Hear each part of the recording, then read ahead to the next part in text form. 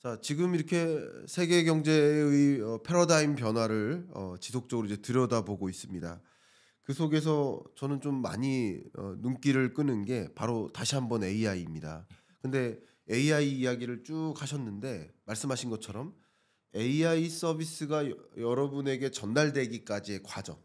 그러니까 여러분은 지금 유튜브로 이걸 보시잖아요.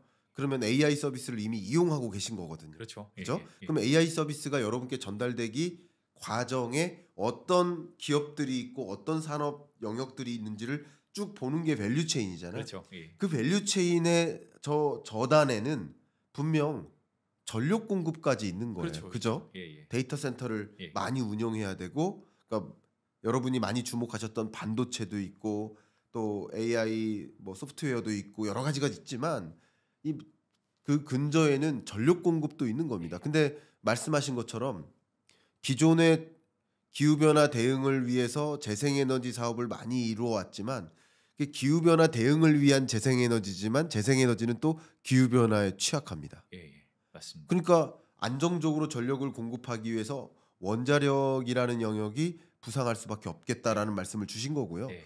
거기에 또 한 가지가 한번 생각해 보면 적어도 전선줄이 많이 깔리지 않겠느냐. 아 예. 그죠? 전선주. 뭐 이런 영역으로 뭐가 유망하다라는 것을 놓고 말씀드리기에 앞서 이런 여러 밸류 체인까지 생각을 해볼 수 있는 계기가 됐으면 좋겠다. 예예. 이런 맞습니다. 제 총평을 좀 드립니다. 예예. 그러면서 또 AI 영역에서 반도체를 우리가 빼놓을 수가 없습니다. 네.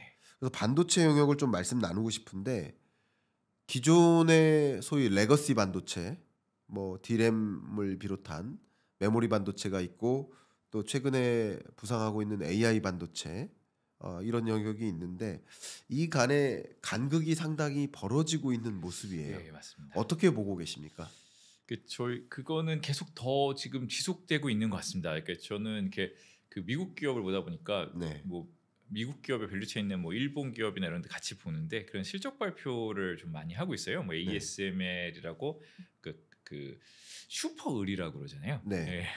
사실 아까 말씀하신 대로 파는 사람이 을인데 ASML은 혼자 갑인 파는 사람입니다. 예, EUV를 혼자 만드니까요. 그러니까 이런 회사들이나 뭐 어드반테스트라고 일본 기업 이 회사들은 이름이 테스트잖아요. 네. 테스트하는 기업인데 지금 AI 반도체 때문에 수요가 굉장히 늘고 있어요.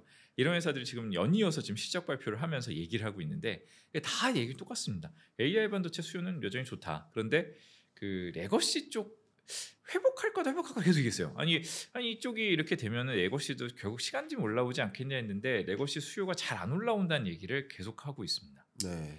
그리고 그 레거시 쪽은 사실 수요는 그냥 어떻게 보면은 올라오지 않는 거지 스테이블한 영역일 수 있어요. 그렇게 뭐 막 지금 경기가 나빠서 수요가 너무 떨어지고 이런 거까지는 아닌데 공급이 들어온 게 제일 더 큰 것 같아요.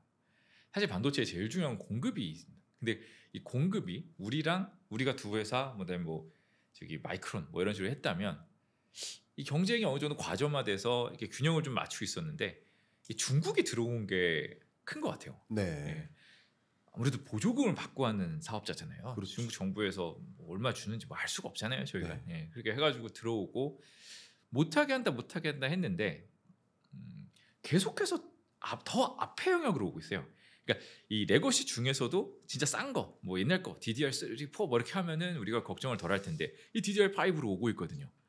이 레거시 중에서도 약간 상단에 있는 거로 중국이 들어오고 있기 때문에 그러면 약간 그렇다면 뭐 수요가 막 폭발하면 모르겠지만 수요가 지금 어느 정도 정체된 상태에서 이 공급이 들어와 버리면 이게 레거시 회복이 좀 요원해질 수가 있죠. 그렇죠. 예.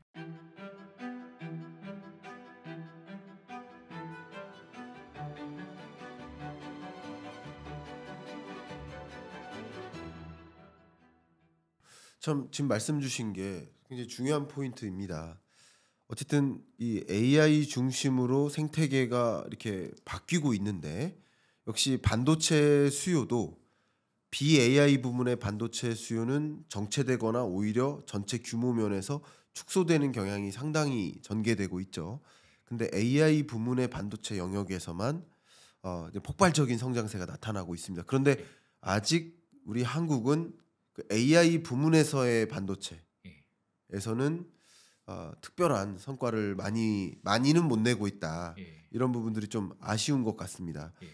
한국 반도체 기업들이 어떻게 대응해야 될 거라고 혹시 생각하십니까?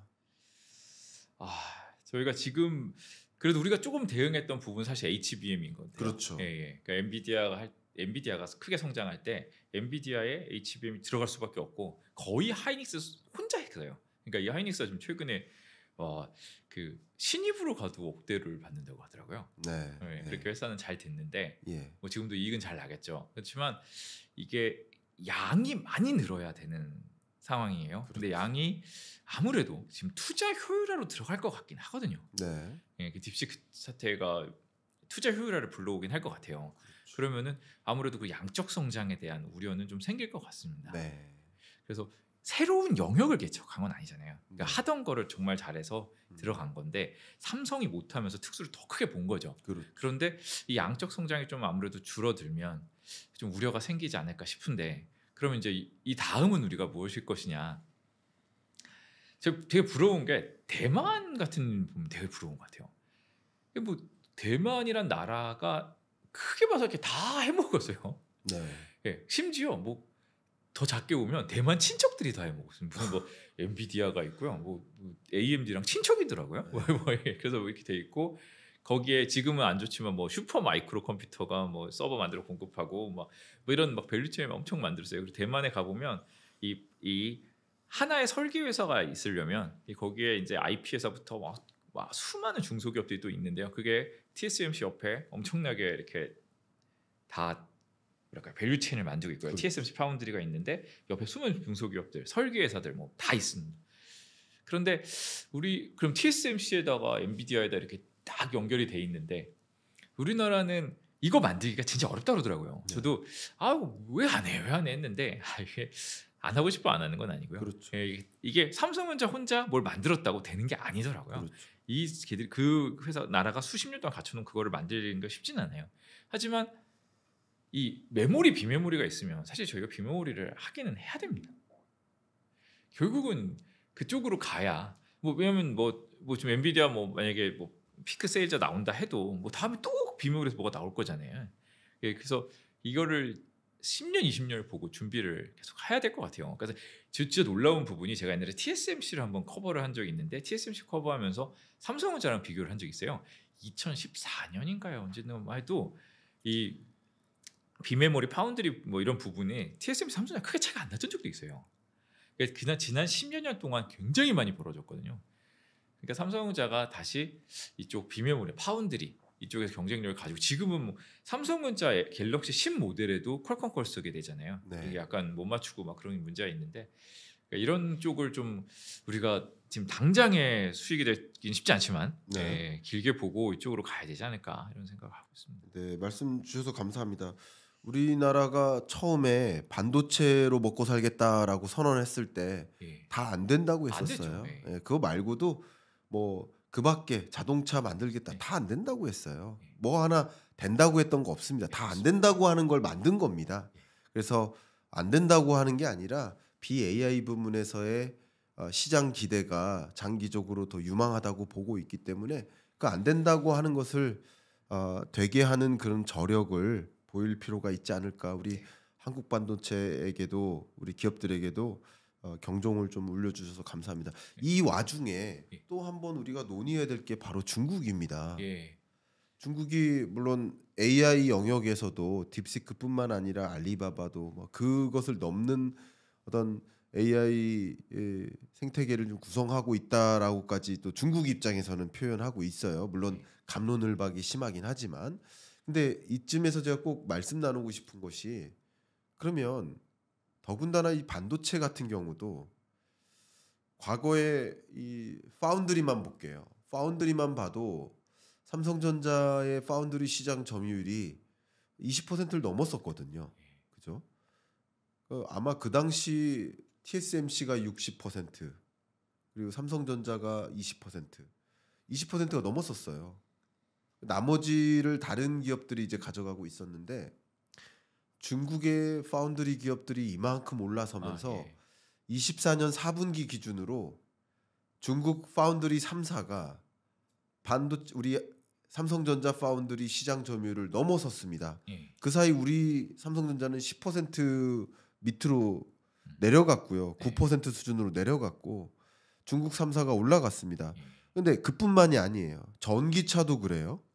우리 한국 시장 뭐 중국이 전기차가 독일의 폭스바겐 공장 3개를 문 닫게 만들고 도요타를 흔들고 한국도 안 흔들 거라고 볼 수 있을까요? 전기차만 그런 것도 아니에요. 배터리도 그렇고요. 뭐 조선은 이미 시장 점유율 50%를 넘습니다. 우리나라는 2위국이잖아요. 예. 철강도 그렇고요. 지금 중국이 다 잡아가고 있는 모습이에요. 예. 이런 움직임 속에 우리 특히 AI 기업들, AI를 서비스하는 서비스 기업이든 어떻게 보고 계십니까? 어떻게 움직여야 된다고 보십니까? 중국이 이 제조업 산단의 경쟁력이 엄청 크더라고요. 네. 이게 아까 말씀드린 뭐 비메모리 파운드리에서는 대만이 엄청 잘 갖춰져 있는 것처럼 중국은 뭘 하나 만들려면 그게 잘 돼 있대요. 네. 제가 어디서 봤는데 그 애플이 자동차를 만들려고 했을 때 쉽지 네. 않았잖아요. 네. 네, 테슬라도 사실 지금은 꽤 만들지만 뭐 제조 경쟁력을 갖추는 데 좀 상당히 걸렸습니다. 네. 근데 샤오미가 전기차 만든다 그랬어요. 그래서 샤오미가 전기차 만들 수 있을 것 같긴 해요. 왜냐 이게 내연기관 차라면 좀 안 믿어지는데 네. 어차피 가전에서 전기차로 이거 가능하겠다 싶은 생각 들었지만 너무나 빨리 잘 만든 거예요. 네. 샤오미가 가서 중국의 이런 제조업 산단의 모든 공급 밸류체인 있는 데 가서 넌 이거 이렇게 하면은 다 갖고 온다고 합니다. 네. 그러니까 샤오미가 순식간에 자동차를 잘 만들 수 있는 거죠. 그러니까 이런 제조업 경쟁력은 진짜 많이 갖춰놓은 것 같아요. 근데 이거를 사실 뭐 미국이 계속 견제를 해주고 있기는 하지만 우리가 제조업만 갖고 있을 때 그 몇몇 독보적인 부분을 제외하고는 사실은 그러니까 뭐 쉽지 않은 거죠. 옛날 뭐 중국이랑 저가 이게 아니라 사실 뭐 기술력도 뭐 엄청나고요. 뭐 AI에서 소프트웨어나 이제 플랫폼 쪽 기술들은 우리보다 뭐 제 생각에는 좀 비교하기 어려울 것 같아요. 예, 뭐 미국 다음인 것 같습니다. 중국이 확실히. 예, 중국, 미국밖에 없는 것 같아요. 데이터가 있어야 되는데 그 데이터를 사실 중국은 수집하기가 쉽잖아요. 네. 예, 온갖 걸 수집할 수 있잖아요. 미국은 그래도 뭐 이렇게 뭐 이것저것 보면서 수집을 해야 되는데 여기는 좀 이것저것 다 갖고 있다고 그러더라고요. 네. 우리도 어디 가입하면은 중국에 다 이렇게 가져가잖아요. 네. 그렇기 때문에 거기는 데이터가 잘 돼 있어서 AI가 좀 빨리 발전합니다. 약간 좀 룰을 좀 깨면서 할 수 있는 맞아요. 하기 때문에 뭐 성장도 엄청 빠르고 뭐 박사 뭐 이공계가 거기는 최고 직업이잖아요. 이번에 뭐 그 딥식 사태에서 나오는 뭐 95년생 그 개발자래요. 네. 이게 여자분이라고 그러는데 뭐 연봉이 뭐 20억 설도 있고 80억 설도 있더라고요. 그러니까 우리는 무조건 이과면 의대인데 중국은 뭐 무슨 공대가 어마어마하더라고요. 그렇습니다. 거기다 뭐 인구가 뭐 30배, 20 몇 배 되는데 네. 거기서 얼마나 많겠어요.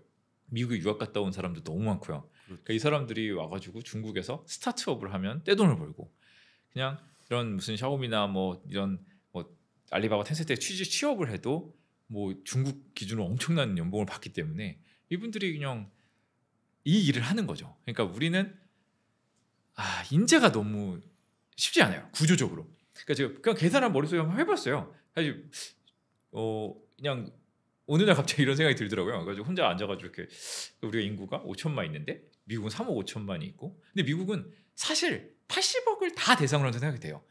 1등을 다 뽑아올 수 있어요. 네. 돈을 제일 많이 주고 모든 1등이 여기 가고 싶기 때문에 미국은 3억 5천의 인구가 아니에요. 그냥 80억을 다 놓고 1등 다 와. 그렇죠. 예. 네. 트럼프도 이민 막는다지만 고학력자 이민은 더 풀어주고 있어요. 예. 그러니까 트럼프가 생각하는 거예요. 노동력 그냥 그 이런 이민이 아니다. 브레인을 이민시켜야 되고 그렇죠. 어차피 뭐 저 일론 머스크가 휴머노이드 로봇 인구의 2배로 만들 거라고 그러잖아요. 네. 휴머노이드 로봇이 일하면 되니까 그 휴머노이드 로봇을 만들 사람이 와라 이거거든요. 너무 좋은 정책이에요. 근데 우리나라는 먼저 일단 인구가 여기 14억, 여기 3억 5천인데 5천 있어요. 이 5천 중에 공대를 잘 안 가요. 근데 그 이제 그래도 뭐 문과보다 더 가지만 이 얘기를 좀 길게 해도 될까요? 너무 좋습니다. 너무 좋습니다. 저는 이런 이야기 더 좋아합니다. 이게 참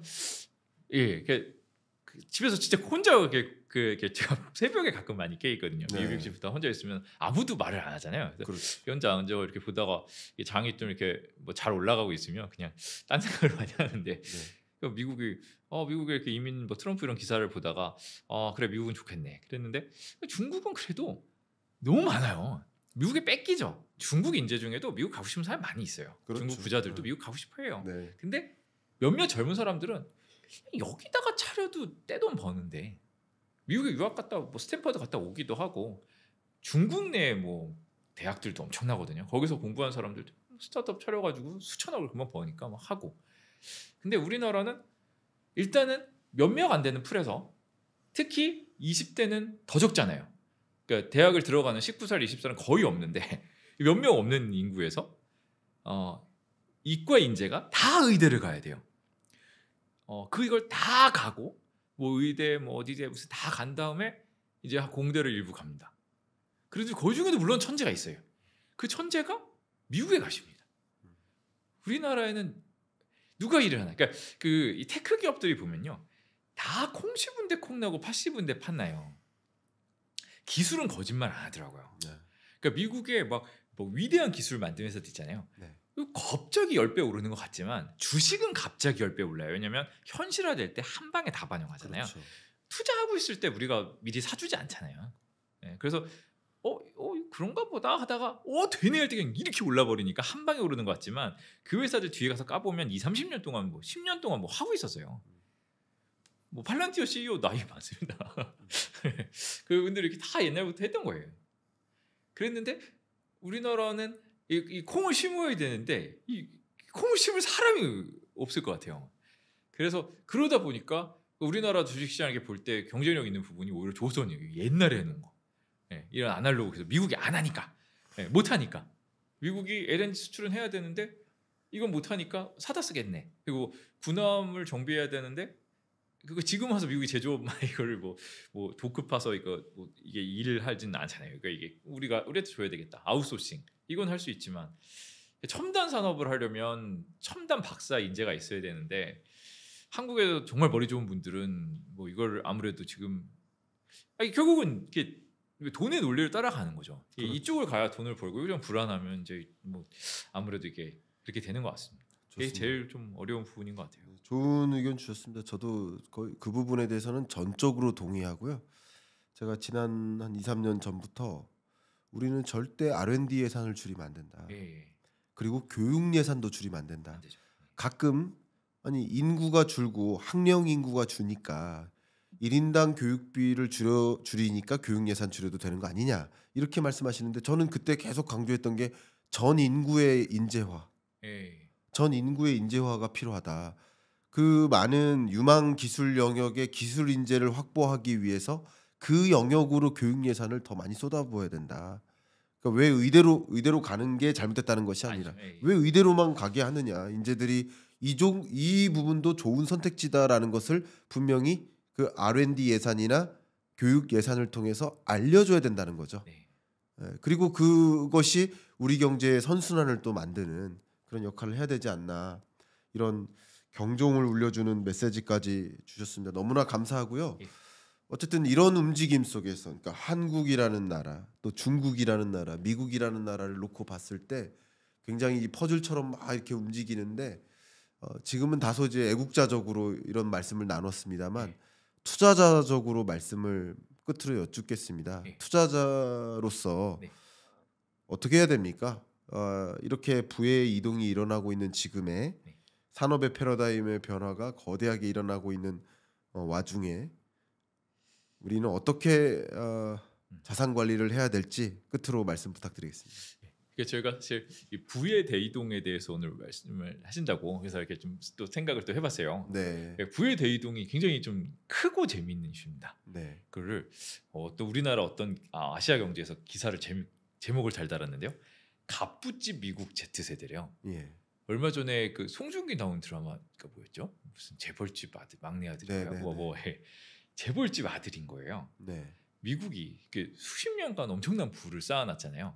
인구도 많아요. 그 베이비 부모 세대 인구도 많은데 그 인구와 부가 어마어마하게 곱해져 있는 거죠. 그러니까 이들이 근데 이들이 이제 23년간 뭐 18경을 상속받아야 했는데요. 네. 예, 뭐 100조 달러래요. 그래서 그 2030년까지 뭐 연간 3조 달러. 우리나라 GDP를 생각하면은 뭐 3조 달러에 4조 달러래요. 우리나라 GDP의 3배씩 부가 이전된대요. 네. 매년 몇십 년 동안. 엄청 큰 변화입니다. 그러니까 여기서는 약간 상속에 포커스를 뒀는데 부의 이전 포커스를 뒀는데 이런 이 돈을 많이 벌어놓으신 분들이 부를 보냅니다. 이게 크게 다른 게 돈이 여기 떠 있는 게 뭐가 달라 하겠지만 전혀 달라요. 이 은퇴 세대는 돈을 그렇게 많이 쓸 필요가 없어요. 젊은 세대는 그 돈을 받으면 많이 씁니다. 들어갈 때가 많잖아요. 어릴 때는 쓸 때도 많고 투자할 때도 많고 이게 돈이 더 활성하게 돌아간다는 거죠. 경제적으로 훨씬 좋아요. 그러니까 일본이 옛날에 막 좀 돈 좀 상속하라고 막 엄청 막 정부적으로 막 그런 적이 있었거든요. 네. 여기 있으면 머물러 있지만 여기 있으면 돈다. 그러니까 이런 식으로 이렇게 그러니까 미국은 이게 또 호재가 될 수 있고요. 그리고 이 젊은 세대 MZ 세대 분들이 꼭 상속을 받아서가 아니라 돈을 잘 벌기 시작했어요. 이런 말씀을 새로운 트렌드에 대해서 훨씬 민감하고 이런 테크 쪽에 엄청나게 고소득 직종이 많기 때문에 이분들이 실제로 버는 돈도 크고 투자도 잘해요. 그래서 이분들이 실제로 스스로도 엄청난 부를 쌓기 시작했고요. 그렇기 때문에 이 젊은 세대가 굉장히 부자가 되고 있어요. 미국에서는. 그래서 이 트렌드에 대해서 저희가 대응을 해야 되는데 그러니까 제가 막 보는 부분들은 이 MZ 세대가 어떤 곳에 꽂히면 소비를 엄청 합니다. 예. 근데 막 재밌는 부분들이 많이 생겨요. 막 과거에 안 하다가 하던 것들도 막 생겨요. 그러니까 그냥 재미로 좀 말씀드리면 뭐 그 크루즈를 타잖아요. 그 제가 크루즈를 막 여행을 막 좋아했는데 막 그 이거 막 얘기하면 아이고 뭐 할아버지들 하는 거 아니에요? 이렇게 얘기해요. 근데 갑자기 MZ 세들이 그걸 좋아해요. 그러면 이 파이가 여기 있다가 이걸 데려오면 이 저변이 엄청 확대되잖아요. 그래서 미국의 뭐 로열 캐리비안 크루즈 같은 회사를 보면은 이거 무슨 테크 주식이 아니라 주가가 이렇게 오르고 있습니다. 그러니까 그러니까 이 MZ 세들이 갑자기 뭘 받아들이면 엄청나게 달라져요. 그러니까 뭐 옷 같은 것도 옛날에 막 나이키 막 이런 거였다가 뭐 침체 어느 정도 이렇게 좀 쉬고 있고 그 랄프 로렌 같은 회사들이 막 살아났어요. 네. 랄프 로렌 옛날에 어른들이 입던 옷 같았는데 요즘 MZ 세대 많이 입습니다. 그러면서 랄프 로렌이 또 엄청나게 좋아지고 이게 뭐 신발 같은 것도 이제 오늘 그 데커라고 제가 좀 좋게 봤던 회사가 좀 실적 발표하고 이렇게 잘 되는 거는 정상적인 상황이 아니다 그렇게 얘기해서 주가가 많이 빠졌어요 오히려. 근데 그렇지만 어쨌든 신발 같은 또 온온이라고 저희가 뭐 런닝화 이런 거 너무 잘 되는 회사 있거든요. 그런 회사들 뭐 아머 스포츠 뭐 이런 회사들 그 MZ 세대들이 좋아하는 회사들은 계속해서 상승을 합니다. 막 그러니까 이런 그 MZ 세대가 그 돈을 벌게 되면서 쓰는 쪽이 어딘가 이걸 우리도 봐야 돼요. 그러니까 우리나라도 작년에 약간 화장품 열풍이 좀 있었잖아요. 네. 한국에서도 이분들이 좋아할 트렌디한 어떤 거를 공략하면 큰 돈 벌 수 있어요. 그러니까 우리가 수출 데이터를 많이 보는데 이런 게 미국의 MZ 세대가 쓰는 그러니까 이런 쪽으로 갔을 때 그러니까 그것에 한국에서 주목해야 되는 것 같아요. 뭐 라면 하나로 우리가 돈을 많이 벌었잖아요. 뭐 이런 게 어떤 재밌는 걸 좋아해요. 뭐 레딧에서 막 활동하거든요. 네. 미국 애들이 막 그 커뮤니티를 해가지고 막 올려요. 막 올리면서 자기들끼리 막 재밌는 밈도 밈을 되게 좋아하더라고요. 재밌는 밈을 만들어서 뭐 먹는 게 밈이 되면 한국 음식도 야 이거 재밌다. 이거 엄청 맵다. 막 이런 걸로 밈을 만들어가지고 가면은 그게 적당한 수요가 아니라 엄청난 수요를 만듭니다. 그러니까 이런 게 그러니까 이분들의 트렌디가 지금 뭔가 이분들이 뭘 좋아하나 좀 황당할 수도 있어. 이거 왜 먹어? 막 이게 아니라 그분들이 좋아하면 좋아하는 거예요. 그러니까 이걸 잘 받아들이는 그런 생각이 필요할 것 같고요. 그리고 이 부의 관점에서는 뭐 하나만 좀 소개를 드리면 제가 최근에 그 로빈훗이라는 미국 플랫폼을 많이 얘기를 하고 있어요. 그러니까 금융 플랫폼이에요. 근데 여기가 그 영화 덤머니라는 게 넷플릭스도 있습니다. 덤머니를 보시면 그 역사가 나와요. 처음에 그 회사가 그 미국에서 이렇게 거래할 때 수수료가 좀 높았어요. 개인들이 거래할 때는. 근데 기관들은 좀 싸게 하는데 개인들은 기본 수수료가 있어서 한 건 사고 팔기가 불편했어요. 근데 이걸 무료화 시키면서 나타났습니다. 그랬는데 막 팬데믹 때 막 인기를 끌었다가 그 게임스탑 사태 기억하시나요? 네. 그때 막 올리고 막 헤지펀드라고 전쟁이 났잖아요. 그때 개인 투자자를 배신하면서 한번 박살이 났습니다. 이게 나쁜 놈들이다. 이거 이름이 로빈훗인데 뭐야 이러면서 막 박살 났는데 네. 이 회사가 다시 포지션을 잘한 게 이 은퇴 그리고 연금 부의 이전 이런 거에 대해서 이제 구독 서비스로 만들어가면서 이쪽에 미국의 이제 부의 이전, MZ 세대의 부의 확장에 대해서 포지셔닝 하기 시작했어요. 네. 그래서 옛날처럼 막 대학생들이 조금 거래하는 게 아니라 엄청나게 큰 연금 플랜에 대해서 만드는 그런 회사가 됐습니다. 그러니까 이러면서 이 로빈후드가 그리고 또 비트코인이 또 이번엔 트럼프 정부의 하나의 또 축이잖아요. 그렇죠. 이 비트코인의 포지션이 잘 돼 있어요. 코인베이스의 점유율을 뺏어오고 있습니다. 그러면서 이 회사가 이런 이제 은퇴 연금 뭐 MZ 세대 확장 이거에 잘 포지션이 되기 때문에 전 로빈후드라는 회사 여기도 좀 주목해서 봤으면 좋을 것 같습니다. 네, 좋습니다. 네. 지금 긴 시간 1시간 동안 우리가 경험해야 될 2025년의 거대한 산업의 패러다임 변화, 그 속에서 어떤 방향으로 돈의 쏠림이 있을 것인지, 또 여러분은 어떤 투자 의사결정을 하는 게 좋을지에 대한 궁금증에 대해서 충분히 물음표를 느낌표로 만들어 주신 것 같습니다. 예. 너무 감사하고요. 1시간 동안 이 토론합시다 처음 출연하셨으니까 어떤 소감 말씀도 한번 여쭙고 마무리할까 합니다. 저도 제가 생각했었던 그 방향성하고 상당 부분 이게 더 이렇게 근육이 더해지는 그런 배움이 있었던 시간이 됐던 것 같습니다. 예. 대표님 어떠셨습니까?